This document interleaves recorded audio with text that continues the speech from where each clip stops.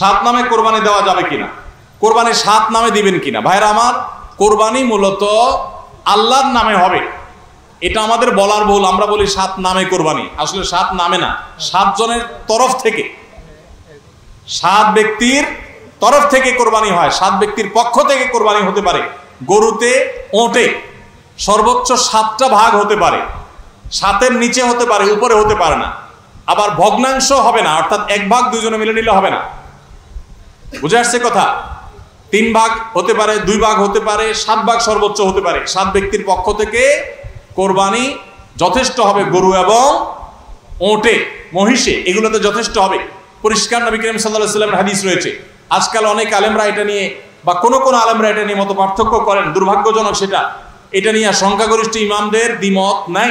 আরব আজম কোন দেশে সংখ্যাগরিষ্ঠ আলেমদের কোনো দ্বিমত নাই যে গরু, ওট এগুলো সাত ব্যক্তির তরফ থেকে যথেষ্ট হবে। ইসলামের অন্যতম গুরুত্বপূর্ণ একটা ইবাদত হলো কোরবানি।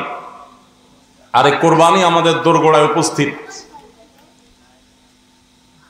আমরা অনেকে ইনশাআল্লাহ আল্লাহর নির্দেশ পালনার্থে কোরবানি করব। আল্লাহ বলেছেন, ফাসাল্লি লিরাব্বিকা ওয়ানহার,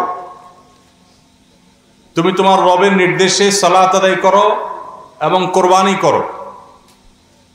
এই কোরবানির ইবাদত এমন একটি ইবাদত, এই ইবাদতের প্রতি আমাদের দেশের মানুষের আগ্রহ অন্যান্য ইবাদতের তুলনায় একটু বেশি, আলহামদুলিল্লাহ। তুলনামূলকভাবে অন্য অনেক ইবাদতের চাইতে কোরবানি করার ব্যাপারে আমাদের আগ্রহ একটু বেশি। এটার বিশেষ কারণ আছে।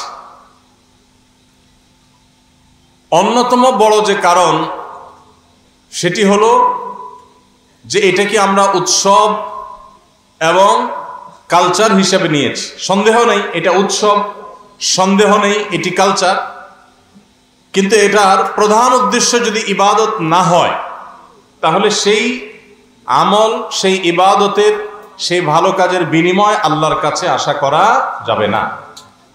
সম্মানিত ভাইরা, যেহেতু কোরবানি আমাদের সামনে চলে আসছে, এই জন্য আমাদের কোরবানিকে অর্থবহ করবার জন্য আমরা আজকে কয়েকটি গুরুত্বপূর্ণ বক্তব্য, গুরুত্বপূর্ণ কয়েকটি নির্দেশনা দিতে চাই। প্রথম কথা হলো যে আমাদের কোরবানির উদ্দেশ্য যদি হয় ফ্রেশ গোশত আহরণ করা, আমাদের কোরবানির উদ্দেশ্য যদি হয় সমাজের মানুষের সামনে নিজের ইজ্জত রক্ষা করা, প্রতি বছর কোরবানি দেই, এবছর না দিলে মানুষ কি বলবে, বাচ্চারা কার মুখের দিকে চেয়ে থাকবে, আত্মীয় স্বজন, নতুন আত্মীয় স্বজন কি মনে করবে, এ সকল উদ্দেশ্য যদি আমাদের কোরবানির পেছনে কাজ করে, তাহলে সেই কোরবানি আল্লাহর কাছে মাকবুল বা গ্রহণযোগ্য কোনো কোরবানি হবে না।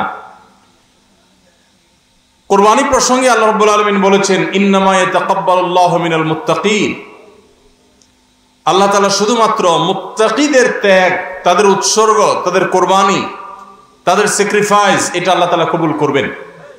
অতএব যাদের ভিতরে তাকওয়া নাই তাদেরটা আল্লাহ তাআলা গ্রহণ করবেন না, কবুল করবেন না।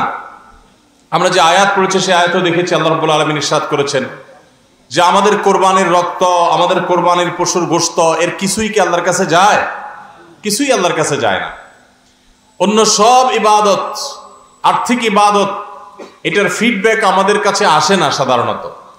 আমরা যখন দান সাদাকা করি, দান সাদাকা করলে ওইটা কি নিজে খাওয়া যায়?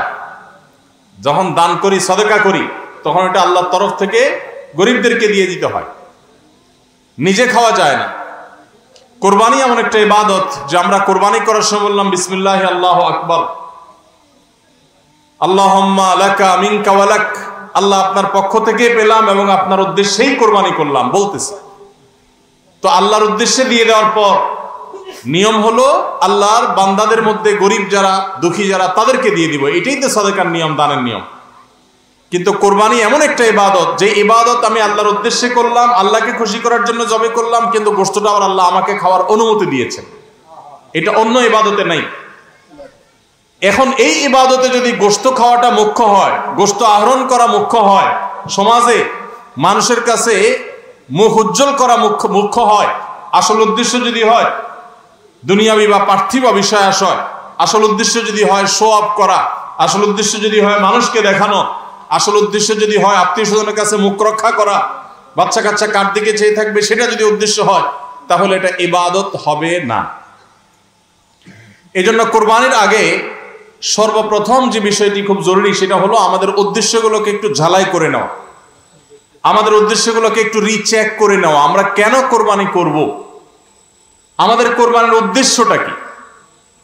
যদি শুধুমাত্র আল্লাহ সন্তুষ্টি উদ্দেশ্য হয় আর সে উদ্দেশ্যে আমি কোরবানি করি, গোশত আমার মুখ্য না, তাহলে সেক্ষেত্রে একটা গরু আমি যে দামে কিনেছি বাজার দর তার চাইতে আরো অনেক কম, তাহলে আমার আফসোস হওয়ার কথা না।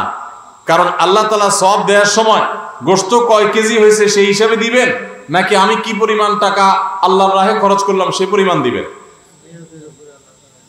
আমার খরচ করা টাকা আল্লাহর উদ্দেশ্যে যদি এটা নিয়োগ করে থাকে, তাহলে 1 লক্ষ টাকার গরু আপনি কোরবানি দিচ্ছেন, নিয়ত যদি সহি হয়, বিশুদ্ধ হয়, দুনিয়াবি কোনো ধান্দা যদি না থাকে, তাহলে আল্লাহ তাআলা সওয়াব কি 1 লক্ষ টাকার দিবেন, নাকি ওই গরুটার দাম বাজারে 80,000, আপনি কিনছেন 1 লাখ, তাহলে আল্লাহ বলবেন না তুমি কেন বেশি দিয়ে কিনছো, ওইটার দায়িত্ব তোমার, আমি 80,000 সওয়াব দেব, এমন হবে? কিন্তু তারপরেও আমরা কোরবানির পশু কেনার পর দেখা যায় ওইটা নিয়ে আমাদের অনেকের হেজিটেশন থাকে, আফসোস থাকে। হ্যাঁ, সন্দেহাতীত ভাবে আপনি মার্কেটে যে গরুর বাজারে যে মূলামূলি করে উপযুক্ত ন্যায্য মূল্যে আপনি কিনবেন, অতিরিক্ত দাম কোনো যৌক্তিক কারণ ছাড়া আপনি কসাইকে বা গরু বিক্রেতাকে কেন দিবেন? সেটা দেওয়ার কোনো যুক্তি নাই। আপনি অবশ্যই মূলামূলি করে ন্যায্য মূল্যে কেনার চেষ্টা করবেন, কিন্তু কেনার পর এর দাম কত হইলো না হইলো, গোশত কয় কেজি হলো, পার কেজি কত পড়লো, তাতে লস হলো না লাভ হলো, এগুলা সবগুলো প্রমাণ করে যে কোরবানির উদ্দেশ্যে ভেজাল আছে। ভাইরা আমার, আমরা কোরবানি সাধারণত বেশিরভাগ মানুষ গরু দিতে পছন্দ করি। এর অনেক কারণ আছে অবশ্য। আমাদের দেশে ছাগল উৎপাদন হয় খুব কম, নানা কারণে ছাগল উৎপাদনের জন্য আমাদের এই দেশ, পৃথিবীর অনেক দেশে ছাগল অনেক বেশি উৎপাদন করা যায়। বৃষ্টি বাদল এবং ঝড় তুফানের দেশে ছাগল উৎপাদন করা নানা কারণে কঠিন, যার কারণে গরু উৎপাদন বেশি হয়, আমরা গরু কোরবানি বেশি করি। এটা দোষের কিছু না, বরং এটা স্বাভাবিক। কিন্তু আমাদের অনেকের হয়তো গরু কোরবানি করার মতো সাধ্য নেই, ছাগল কোরবানি করার সাধ্য আছে, তারপরও দেখা যায় হাওলাত বরাত করে হলেও গরু কোরবানি দেই। কেন?